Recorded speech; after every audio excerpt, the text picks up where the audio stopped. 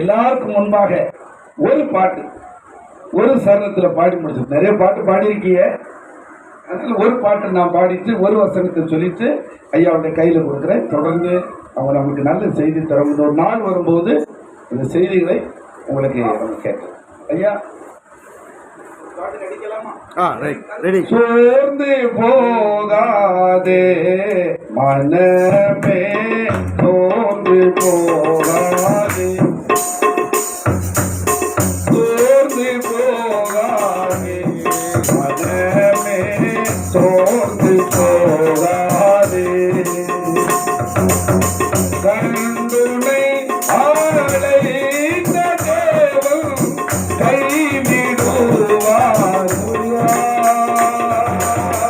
கண்டுனை ஆளைத்த தேவன் கைவிடுவார்.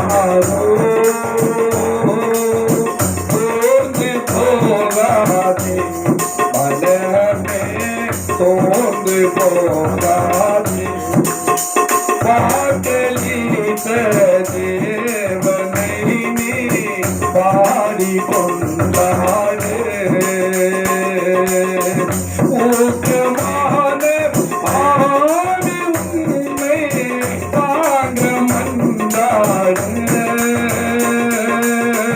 ஊக்கமான ஆடி உன்னை தாங்க மன்றாடு.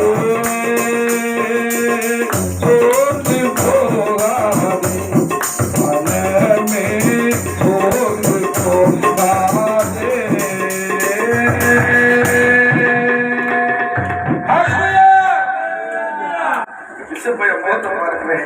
இந்த பாட்டு கேட்க இருந்த எல்லா சோர்வும் எல்லா கவலையும் எல்லா மாறும் ஒரு பாட்டே தெரிஞ்சுட்டு கை தொட்ட மாட்டீங்க.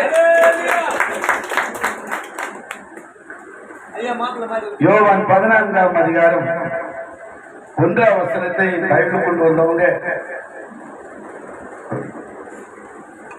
1லிருந்து 5 வரை வாசிக்க முடியும்.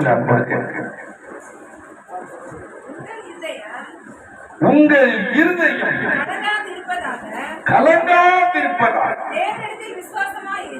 தேவனிடத்தில் விசுவாசமாயிருங்கள், என்னிடத்தில் விசுவாசமாயிருங்கள். என் பிதாவின் வீட்டில் அநேக வாசஸ்தலங்கள் உண்டு. அப்படி இல்லாதிருந்தால் நான் உங்களுக்கு சொல்லியிருப்பேன். ஒரு ஸ்தலத்தை உங்களுக்காக ஆயத்தம் பண்ண போகிறேன். நான் போய் உங்களுக்காக ஒரு ஸ்தலத்தை ஆயத்தம் பண்ணின பின்பு நான் இருக்கிற அதே இடத்தில் நீங்களும் இருக்கும்படி நான் மறுபடியும் வந்து உங்களை என்னிடத்தில் சேர்த்துக் கொள்வேன். நான் போகிற இடத்தை அறிந்திருக்கிறீர்கள், வழியும் அறிந்திருக்கிறீர்கள் என்றார். தோமா அவரை நோக்கி, ஆண்டவரே, நீர் போகிற இடத்தை அறியோமே, வழியை நாங்கள் எப்படி அறிவோம் என்றார். அதற்கு இயேசு, நானே வழியும் சத்தியமும் ஜீவனுமாய் இருக்கிறேன். என்னை இல்லாமல் ஒருவரும் பிதாவினிடத்திலே வரலாம். எவ்வளவு கருத்து, எவ்வளவுக்குள்ளே நம்ம சோர்ந்து கலங்கி துவண்டு ஆறுதல் இல்லாமல் அப்படியே படுத்திருந்தார். ஏசப்பா சொன்ன வார்த்தை இன்னைக்கு ஒருபடி அதிகமாக ஆண்டவருக்கு வேலை செய்யக்கூடிய அளவுக்கு இந்த வார்த்தையில் அவ்வளவு ஒரு கவனம். உங்கள் இருதயம் கலங்காமலும் பயப்படாமலும் இருப்பதாக தேவனிடத்தில் விசுவாசமாயிருங்கள், என்னிடத்தில் விசுவாசமாயிருங்கள்.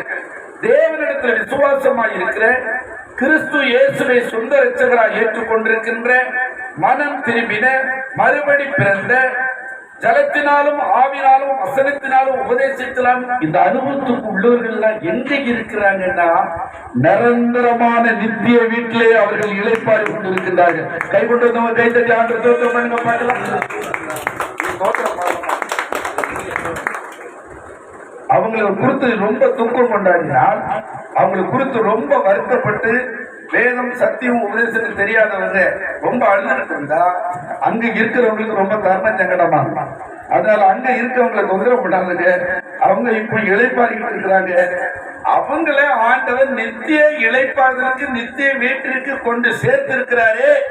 அந்த வீட்டை நம்மளும் ரீச் பண்ண அங்க போய் சேர்வதற்கு நம்ம என்ன செய்யணும்ன்றத மட்டும் நம்ம செய்து அவங்களுக்கு இப்படிப்பட்டதான ஒரு அழைப்பு ஆண்டவர் கொடுத்து ஆண்டவரா அவங்க நித்திய வீட்டுக்கு அவங்க அழைத்து சேர்க்கின்றார். அதற்கு நாம் ஆண்டவருக்கு நன்றி செலுத்த வந்திருக்கின்றோம். உடலே பாட்டு பாருங்க ஐயா.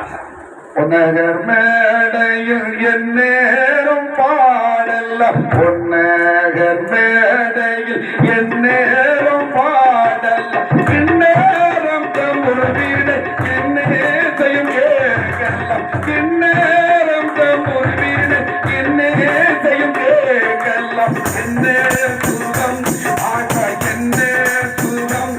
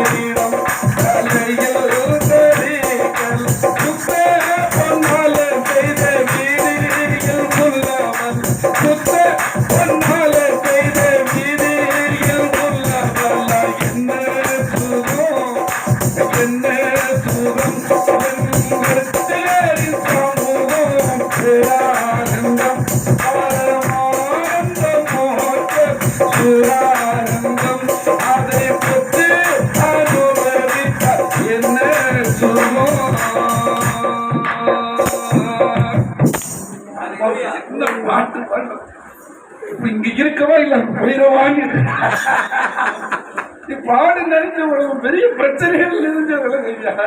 அங்க என்ன சொல்லும், தங்க வீடு, தங்க ரோடு, தங்க கிரீடம் எப்படி இருக்கும் பாருங்க. நமக்கு அதை நினைச்ச உடனே அப்ப அங்க நம்ம இப்ப போலாம். அந்த நினைப்பு, இந்த நினைப்புல இருந்துச்சு. மாணவர்களே, ஏசப்பா நமக்கு ஒரு வாக்கு தத்தம், எல்லாரும் வாக்கு தத்தம் கொண்டிருப்போம். ஏசப்பா நமக்கு ஒரு வாக்கு தத்தம் கொடுத்திருக்கிறார். 1 யோவான் 2ஆம் அதிகாரம் 25ஆம் வசனத்தை வாசிக்கும் போது, 1 யோவான் 2ஆம் அதிகாரம் 25ஆம் வசனத்தை வாசிக்க பார்க்கலாம்.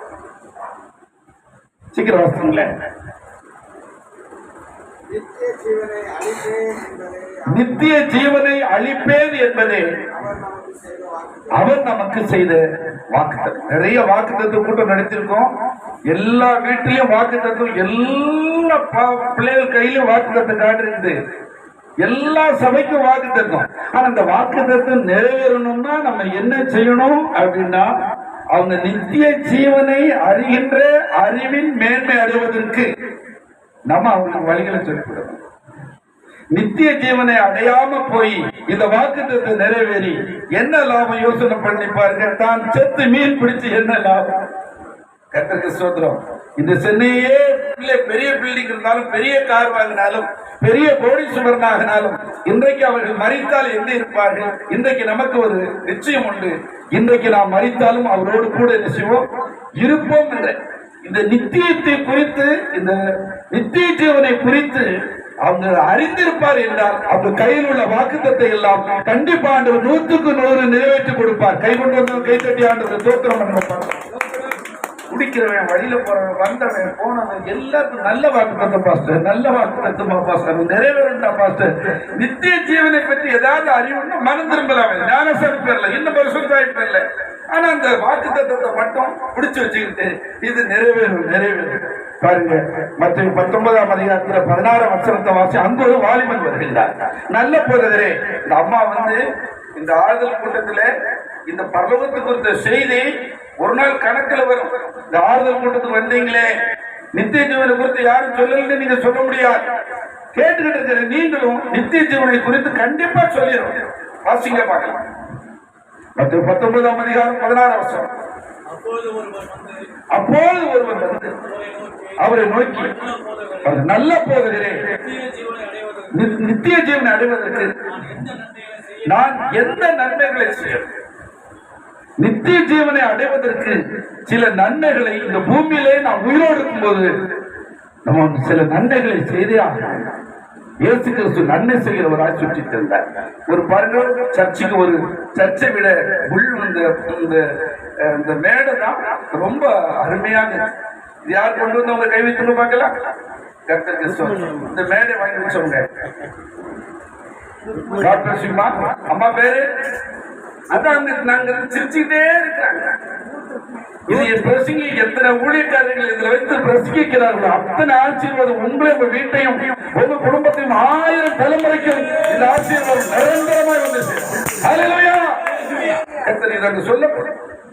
இந்த பூமியில உயிரோடு இருக்கும்போது பெரிய பெரிய பணக்காரர்கள், கோடீஸ்வரர்கள் எல்லாம் உயிரோடு இருக்கும்போது சில நன்மைகளை செய்ய மாட்டார்கள். தனக்கு, தன் பிள்ளைக்கு, தன் குடும்பத்திற்காக எல்லாத்தையும் சேர்த்து வச்சுட்டே போவாங்க. நித்திய ஜீவனுக்குள்ள போனோம்னா, நித்திய ஜீவனை பெற்றுக்கொள்ளனா சில நன்மைகளை செய்ய. சுருக்கமா முடிச்ச ரொம்ப நீள பிரசங்க இன்னும் ஒரு 10 நிமிஷத்துல நான் சொல்றேன். அவன் கேட்கிறான், ஆண்டவரே, நித்திய ஜீவனை பெற்றுக்கொள்வதற்கு எந்த நன்மை செய்யணும்? எதையாவது செய்யணுங்கிற ஆசை வந்துருக்கா? ஏதாவது ஊழியத்துக்கு செய்யணும், ஏதாவது செய்யணும்னு ஆசை வந்துருக்குன்னா உங்களுக்கு கர்த்தருக்கு ஸ்தோத்திரம். கண்டிப்பா நித்திய ஜீவன் உண்டுங்கிறதுல சந்தேகம். எந்த நன்மையெல்லாம் செய்யணும்? கற்பனையை கை கொடு. ஆண்டவரே, நான் சிறு வயது முதல் நான் கை கொண்டு வருகிறேன். இன்னும் உன்னிடத்தில் குறை இருக்கிறது. ஒரு தகப்பனையும் தாயையும் கனம் பண்ணணும். இன்னைக்கு நிறைய பேருக்கு தேவனுடைய மனிதர்கள், ஊழியக்காரர்கள் கனம் பண்ணவே தெரியாது. ஊழியக்காரர்கள் எல்லாம் கர்த்தருக்கு ஸ்தோத்திரம் கனத்துக்குரியவர்கள், மதிப்புக்குரியவர்கள், மரியாதைக்குரியவர்கள். நம்ம கண் கண்ட ஊழியக்காரர்களை மதிச்சு மரியாதை கொடுத்து நடக்க காணாத தேவனத்தில் எப்படி அன்பு கூற முடியும்? கற்பனை கைப்படி சிறு வயது முதலுக்கு நான் கை கொண்டு வருகிறேன் இல்லையா? இன்னும் ஒரு இடத்துல ஒரு குறை உண்டு. உன் தகப்பனையும் தாயையும் கரப்படி, அதையும் நான் சரியா. இன்னும் ஒரு இடத்தில் குறை உண்டு. உன்னிடத்தில் அன்பு கூறுவது போல பிறரிடத்திலும் அன்பு கூறுவாயா? ஏதாவது பகை இருக்குதுங்களா? கர்த்தருக்கு இன்னைக்கு நித்திய ஜீவனுக்குள் போனா இதெல்லாம் கொஞ்சம் சரி பண்ணிவிடணும். இன்னும் உன்னிடத்துல ஒரு குறை, நீ பூரண சற்பூர்ணனாக மாற வேண்டும் என்றால் உனக்கு இருக்கிற சொத்து பத்துக்களை கூட நீ வித்து, உனக்கு கொடுக்க மனம் இருந்தால் நீ அந்த சொத்து பத்துக்களை வித்து நீ கொடுத்துட்டு திரும்ப என்னை பின்பற்றி வா அப்படின்னு சொல்லி பாருங்க. அவன் நிறைய சொத்து வசதி பெரிய கோடீஸ்வரனாக இருந்த மனம் இல்லாதவனாக, நித்திய ஜீவனை இழந்தவனாக திரும்பி போயிட்டான். ஏசப்ப சொல்ற ஒட்டகமானது ஊசியின் காதுக்குள்ள நுழைஞ்சிரும். ஆனா இந்த ஐஸ்வர்யவான் தேவனுடைய ராஜ்யத்தில் பிரவேசிப்பது அரிதான காரியம். இன்னைக்கு எல்லாரும் கிறிஸ்துவ சொல்றாங்க, எல்லாரும் நாங்க பைபிள் கொண்டு போறோம், கோயிலுக்கு போறோம்னு சொல்றாங்க. ஆனா அவங்க நித்திய ஜீவனுக்குள் பிரவேசிப்பதற்கு ஏதுவான சத்தியத்தை கைக்கொள்றாங்களா, அந்த ஆராதனையில் இருக்கிறாங்களா, உபதேசத்தில் இருக்கிறாங்கன்னா சந்தேகத்துக்குரியதாக இருக்கின்றது. நாம் நித்திய ஜீவனை பெற்றுக் கொள்வதற்கு ஏதுவான சபைகளிலே ஆராதித்து கர்த்தருக்கு ஸ்தோத்திரம் இந்த சத்தியத்தை அநேகருக்கு சொல்லி சில நன்மைகளை செய்து நித்திய ஜீவனை பெற்றுக்கொள்வார்கள். சீசன்ல ஒருத்தர் கேட்கிற, ஆண்டவரே, நாங்க கர்த்தருக்கு ஸ்தோத்திரம் வீட்டை, குடும்பத்தை, சொத்து பத்துக்களை, வலைய, மீன்கள் எல்லாம் விட்டுட்டு உண்மை நோக்கி எல்லாத்தையும் விட்டுட்டு உண்மை நோக்கி வந்தோமே, எங்களுக்கு என்ன தருவி? 27ஆம் வசனத்தை வாசிப்போம், ஜெபிப்போம், படிப்போம். ஆண்டவரே, நீங்க எனக்கு என்ன தருவீங்க? எல்லாவற்றையும் விட்டுட்டு வந்துட்டோமே. அப்போது பேதுரு அவரை நோக்கி, எல்லாவற்றையும் விட்டு உண்மை பின்பற்றினோமே, எனக்கு என்ன கிடைக்கும் என்றார். அதற்கு இயேசு, மறுஜன்ம காலத்திலே மனுஷகுமாரன் நம்முடைய மகிமையுள்ள சிங்காசனத்தில் வீற்றிருக்கும் போது என்னை பின்பற்றின நீங்கள் இஸ்ரவேலின் 12 கோத்திரங்களை நியாயம் தீர்க்கிறவர்கள் 12 சிங்காசனத்தின் மேல். அது மட்டுமல்ல, என்ன நிமித்தம் வீட்டையாவது, கீழே கொஞ்சம் வாசிக்க பார்க்கல, வீட்டையாவது, மனைவியாவது, குடும்பத்தையாவது, பிள்ளையா விட்டவர் எவரோ அவன் நூறத்தனையாக அடைந்து நித்திய ஜீவனையும் சுதந்திரித்துக் கொள்வார். பிரியமானவர்களே, பக்கத்துல கைப்பிடிச்சு சொல்லுங்க, இந்த வருடம் ஆண்டவர் 100க்கு 100 உங்க கையில ஆண்டவர் தந்த வாக்கு தத்தத்தை நிறைவேற்றுவார். உங்க சபைக்கு ஆண்டவர் தந்த வாக்கு தத்தத்தை நிறைவேற்றுவார். கண்டிப்பாக சந்தேகம் இல்லை. இந்த ஆறுதல் கூட்டத்திலே நித்திய ஜீவனை பெற்றி பிரசங்கிக்க இடம் கொடுத்த எங்கள் கர்த்தருக்கு ஸ்தோத்திரம். யூசுப் ஐயாவுக்காக, அம்மாவுக்காக அந்த அனைத்து தலைவர்களுக்கும் நன்றி சொல்லி விடைபெறுகிறேன். கர்த்தர் நம் அனைவரையும்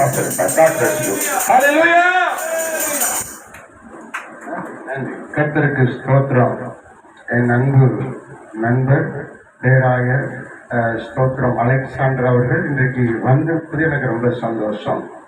ஏன்னு சொன்னா அந்த கடைசி கடல், அதுக்காக பூரா கடல் தான், அங்கிருந்து வந்திருக்கிறார் இங்க கூட்டத்துக்காக. எனக்கு ரொம்ப சந்தோஷம். அவங்க சபை 6 மணி நேரத்தில் தூத்துக்குடியில் இருக்கு.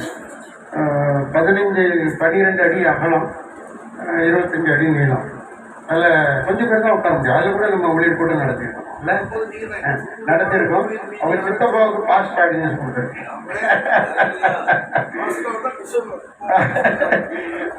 கொடுத்துருக்குறோம். அங்கே வெள்ளைக்காரங்களாம் வந்து பிரசவம் பண்ணியிருக்கோம் அந்த வீட்டுக்குள்ள, அந்த சின்ன சபைக்குள்ள. இன்றைக்கு அவர் ஒரு பெரிய சர்ச்சு கட்டியிருக்கிறார், 3 மாடி. ஆமாம், கிட்டத்தட்ட 5000 சதுரடி அளவுல பெருசாக கட்டியிருக்கிறார். நம்ம எல்லாம் ஒரு நாள் போவோங்க. இல்லையா? ஆமென் ஆமென். இல்லையா? ரொம்ப சந்தோஷம். பேரம்மாவுக்கு எங்களுடைய வாழ்த்துக்கு நன்றி சொல்லிடுங்க. உங்கள் பிள்ளைகளுக்கு, பாஸ்டர்மார்களுக்கு சொல்லிடுங்க. உங்கள் பேர பிள்ளைகளுக்கு சொல்லிடுங்க. தேங்க்ஸ், ரொம்ப சந்தோஷம். இப்போ நம்ம ஐயா லூர்து ஐயா வந்து சில வார்த்தைகளை சொல்லி ஜெபம் பண்ணலாம். ஸ்தோத்திரம். இதில் இருக்கிற லூர்து, நம்ம பேராயர் லூர்து ஐயா அவர்களும் பிரதம பேராயர் பேட்ரிக் ஐயா அவர்களும் என்னுடைய வாழ்க்கையில் உள்ளத்தை தொட்ட ஒரு முக்கியமான நபர். ஸ்தோத்திரம். அந்த ஊருக்கு வந்தப்போ எனக்கு யாருமே தெரியாது. ஸ்தோத்திரம். முதல் வருஷம் என் வீட்டம்மாவுக்கு சேரீ எடுத்துட்டோம். 2வது வருஷம் எடுக்க முடியல. 3வது வருஷம் கிறிஸ்மஸுக்கு எடுக்க முடியல. 4வது வருஷம் எடுக்க முடியல. 3 வருஷங்கள் எடுக்கல. ரொம்ப கவலையாக இருந்தேன். வீட்டம்மாவுக்கு ஒரு சேரீ எடுத்து கொடுக்க முடியலையே, கஷ்டமாக இருக்கேன் முடியத்தில் அப்படின்னு ரொம்ப கவலையாக இருந்தேன். லூர்தையாருக்கு ஆண்டவர் பேசி 2 சேரீ கொண்டு வந்து கொடுத்தேன். ரொம்ப சந்தோஷம். அது மாத்திரமில்லை, பேராயர் ஐயா அவர்கள், பேட்ரிக் ஐயா அவர்கள் இந்த ஊரில் நான் வரும்போது ஒரு கோணியில் தான் படுத்துக்கிறேன். எனக்கு படுக்க இடம் கிடையாது. ஆனால் என்னைய நம்பி எனக்கு ஒரு அபிஷேக பட்டம் கொடுத்தாங்க. எனக்கு நிறைய ஆட்களை சேர்த்து ஒரு 120 பேர் முன்னாடி எனக்கு பிஷப் பட்டம் கொடுத்தாங்க. நிறையா. அப்போ அது அவர் என்னை ஆசீர்வதிச்ச அந்த காரியம். அன்றைக்கு 100 பேருக்கு தான் சாப்பாடு வாங்கியிருந்தேன். 120 பேர் வந்துட்டாங்க. 20 பேருக்கு சாப்பாடு இல்லை. எங்கள் பேராயிரம்மாவுக்கு சாப்பாடு இல்லை. எங்கள் டாக்டர் கலையம்மாவுக்கு சாப்பாடு இல்லை. எங்கள் ஐயாவுக்கு சாப்பாடு இல்லை. ஆனால் அவர்கள் சகித்து கொண்டு என்னை ஆசீர்வதித்தார்கள். இன்றைக்கு வரைக்கும் தேவன் என்னை அருமையான இடத்துக்கிறார். இந்த ஒரு சின்ன காணிக்கை பாட்டு பாடி நாங்கள் காணிக்கை எடுத்துருவோம். கர்த்தருக்கு ஒரு பலி செலுத்துகிறோம். ஐயா அவர்கள் வந்து பாட்டு பாடி ஸ்தோத்திரம். பேரம்மா வருவாங்க. என்னுடைய ஸ்தோத்திரம். வாங்க வாங்க. பேரம்மா கலையம்மா 2 பேரும் கர்த்தருக்கு ஸ்தோத்திரம். பேரம்மாவும் கலையம்மாவும் ஸ்தோத்திரம். எண்ணெய் குளிப்பாட்டி, எண்ணெய் சுத்திகரித்து, எண்ணெய் வளர்த்த என் தாயை, என் மனைவி தாய் போல ஸ்தோத்திரம் 1 வருஷம் குளிப்பாட்டி அவங்கள நடத்தினாங்க. கடைசியாக அவங்க இறுதி கணத்தை என்னுடைய அன்பு பேராயிரம்மா தாய் ஸ்தோத்திரம் ஸ்தோத்திரம் அம்மலி ரெபேக்கா அவர்கள், பேராயிரம்மா அம்மலி ரெபேக்கா அவர்கள், டாக்டர் பிரிஸ்கிலா கலை அவர்கள் 2 பேரும் கடைசியில் அவர்களை பரலோகத்துக்கு அனுப்பி வச்சாங்க. ரொம்ப சந்தோஷம். மறக்க முடியாது. வாழ்க்கையில் இவங்க 2 பேரையும் நான் மறக்க மாட்டேன். என்னை சுத்திகரித்த என் தாயை நீங்கள் கடைசியில் என் ஆண்டவரோடு அனுப்பி வைப்பதற்கு என்றும் நான் நன்றி உள்ளவன் கடமைப்பட்டேன்.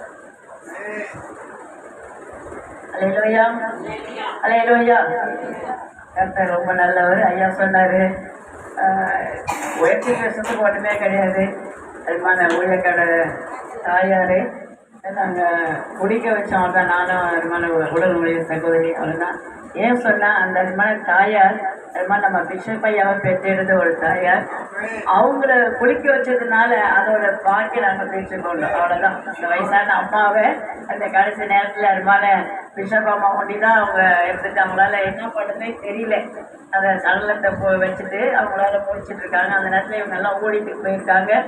அப்போ வந்து ஐயா சொல்லியிருக்கும் போது அந்த அம்மாவுக்கு உதவி போகிறதுக்கு யாருமே இல்லைன்னு சொல்லிட்டு, அப்போது நம்ம சர்ச்சு பிலியர்ஸ்லாம் பார்த்தீங்கன்னா எல்லாருமே வேலைக்கு போயிட்டாங்க. அந்த நேரத்தில் நான் முன்னாடி சொல்லியிருந்தா கூட யாராவது வந்திருப்பாங்க.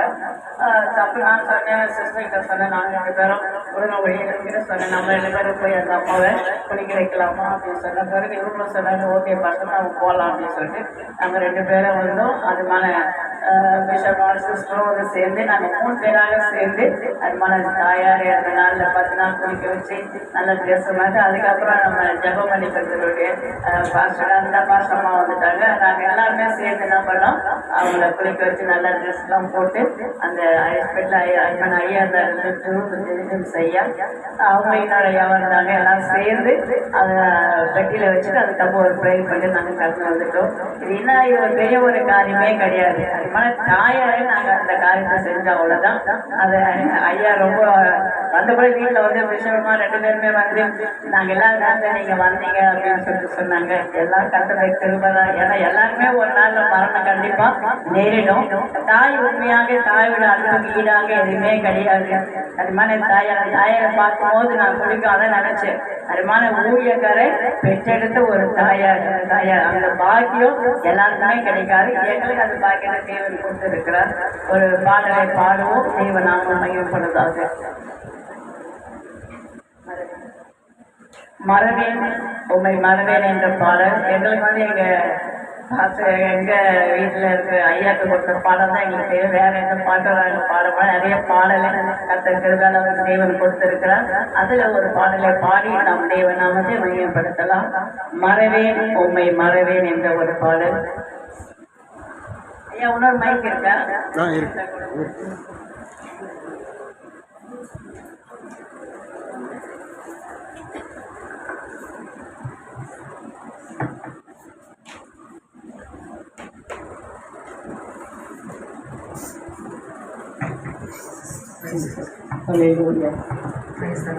மறவே உம்மை மறவே துதிப்பேன் நாளும் துதிப்பேன். மறவே உம்மை மறவே துதிப்பேன் நாளும் துதிப்பேன். உம்மை போல தெய்வம்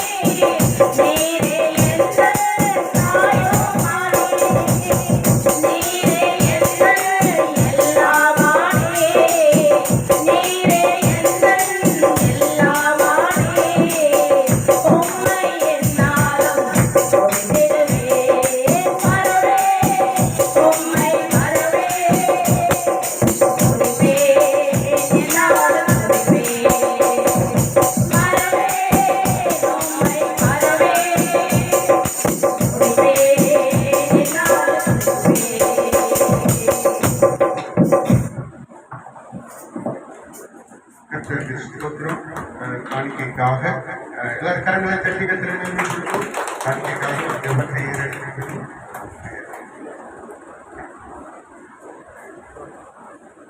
காணிக்கைக்காகவும் செய்திக்காகவும்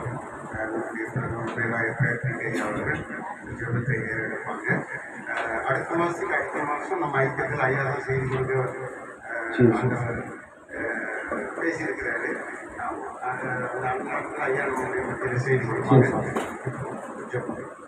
ஜெபிப்போம். கண்களை மூடி. மகா இறக்கமும் கருவை நிறைந்தங்கள் பரவலாகவே இந்த ஆசீர்வாதமான வேலைக்காக செலுத்திக்கிறோம். இந்த ஆறுதல் ஜெப கூடுதலில் கலந்து கொள்ள கத்த கொடுத்த கிருவுக்காக நன்றி. ஆண்டவரே, இந்த ஆறுதல் ஜெப கூடும் அதனை தாயார் நினைவு கூர்ந்து அந்த நினைவு நாள்களை அந்த நினைவுகளை சிந்தையிலே நிறுத்தி அவன் செய்த நன்மைகளில் ஆண்டவரே துதிக்கிறோம். பெரிய பிள்ளைகளை பெற்றெடுத்தாலும் அதில் ஆண்டவரே ஸ்தோத்திரம் அப்பா. அருமையான என்னுடைய பேராயர் SS ராஜா அவர்களை கர்த்தாவை தந்து இவர் தேவனுடைய ஊழியத்தை செய்யத்தக்கதாகவும் ஊழியக்காரராகவும் அபிஷேகம் பண்ணப்பட்டு ஆயிரக்கணக்கான ஆத்மக்களை ஆதாயமாக்கி ஆயிரக்கணக்கானவருக்கு சுவிசேஷம் சொல்லத்தக்கதாகவும் ஆண்டவரே தெரிந்து கொண்டபடியாக ஸ்தோத்திருக்கிறோம் ராஜா. இன்றைக்கு ஆண்டவருக்கு நாங்கள் ஆண்டவர் தெரிவிக்கிறோம் அப்பா. அவங்க தாய் பிறந்த வளர்ந்த ஊரில் நாங்கள் இருக்கும் பொழுது அந்த தாயார் ஆண்டவர் இங்கே அவர்கள் தன் ஜீவனை பிறந்தார்கள், நம்மிடத்தை ஒப்படைத்தார்கள். கர்த்தாவே ஸ்தோத்திரம் அப்பா. தன் மகனிடத்திலே இருந்து அவர்கள் வாழ்ந்து கடைசியாய் கர்த்தாவே ஸ்தோத்திரம் அப்பா உமக்குள்ளே அவர்கள் நிறுத்தனைக்குள் கடந்து கொடுத்தா தொழுக்கிறோம் ஆண்டவரே. விசுவாசம் உண்டு ஆண்டவரை வரும் பொழுது கல்லறைகள் திறக்கப்பட்டு பரிசுத்தம் எழுந்தருளி முதலாவது வானத்தில் ஆண்டவரை சந்திக்கும்படி அந்த பாக்கியத்தை பெறக்கூடிய அந்த முதலாம் உயிர்த்தெழுதல கர்த்தாவே பங்குகளாய் கர்த்தாவை துடுக்கிறோம் அப்பா. நீ தெரிந்து கொள்ளபடியாலுமே ஸ்தோத்திரராஜா. ஆண்டவரே, அவளை குறித்து சிந்திப்பதை விட இதுவரை காலங்களில் கர்த்தாவை துடுக்கிறோம் அப்பா. அருமையான பேர் அவர்களும் குடும்பத்தாரும் அநேகருக்கு நற்செய்திகளை சுவிசேஷங்களை சொல்லி அநேகர் நீதி உட்படுத்தி பரலோகத்தை கொண்டு போகத்தக்கதாய் இவர்கள் கரத்தில் எடுத்து வளர பயன்படுத்துவீராக. நீர் இப்போது பேச முடியாது இருக்கிறோம். மத்திய அருமையான நண்பரும் கண்ட போதனமா இருக்கிற பேராயர் கத்தாவே அவர் இப்போது நீர் பேசும், அவரோடு பேசும், எங்களோடு பேசும். இந்த வார்த்தை நாங்கள் கேட்க ஆவலாய் இருக்கிறோம். இயேசு கிறிஸ்துவின் நாமத்தில் ஜெபிக்கிறேன் நல்ல பிதாவே, ஆமென். இப்பொழுது நம்முடைய துணைத் தலைவர் டேவிட் பாண்டியன் ஐயா அவர்கள் அவர்களை கனம் பண்ணி செய்தி கொடுக்க அன்போடு அழைப்பார்கள். எல்லாரும் கரங்களை கட்டி உற்சாகமாக கொஞ்சம் உற்சாகமாக எல்லாரும் கை கட்டுவோம். ஆமாம்.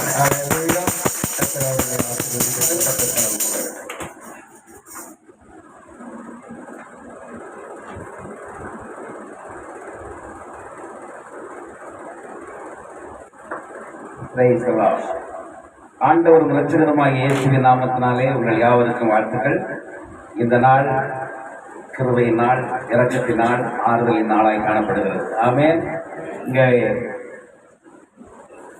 தேவனுடைய அருமையான தாசன் கன்னியாகுமரியிலிருந்து வந்து கர்த்தருடைய செய்தியை பகிர்ந்து கொண்ட அருமை தேவதாசன் அலெக்சாண்டர் ஐயாக்காக நான் கர்த்தரை ஸ்தோத்திரிக்கிறேன்.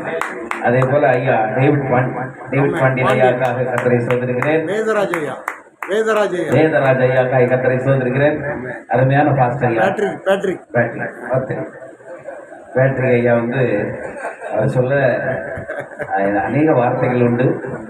தீவிரவாதி, தேவனுக்காக வைராக்கியம், மிஸ்பா ஊழியங்கள் என்று சொல்லி நான் ஊழியத்துக்கு வருவதற்கு முன்பதாகவே சபை வைத்து நடத்தி கொண்டிருக்கிற ஒரு மூத்த ஊழியர். அவருக்கு முன்னாடி நிற்பதில் நான் என் தேவனை மையப்படுத்துகிறேன். ஸ்தோத்திரம் உண்டாகட்டும். கர்த்தர் அவரையும் அவருடைய ஊழியத்தையும் அவருடைய துணைவியார் பிள்ளைகள் எல்லாரும் வந்திருக்காங்க. கர்த்தர் ஸ்தோத்திரம். ஐயா அனகாபுத்தூர்ல மிக தீவிரமாய் ஊழியம் செய்கிறான் ஐயா அனகை ஸ்டீபன் ஐயா, ஸ்டீபன் அருளையாக்காக ஸ்தோத்திரம். இங்க ஜோசப் ஐயா அவர் தாடி வச்சாலே தீவிரவாதிதான் இல்லையா? அந்த மாதிரி ஆண்களுடைய ஊழியத்தை தைரியமா செய்யக்கூடிய தேவதாசன்மார்கள் எல்லாம் பார்ப்பதில் மிகுந்த சந்தோஷம். இல்லையா? நேரம் இல்லை, 10 நிமிஷத்துல முடிக்கலாம்னு நினைக்கிறேன்.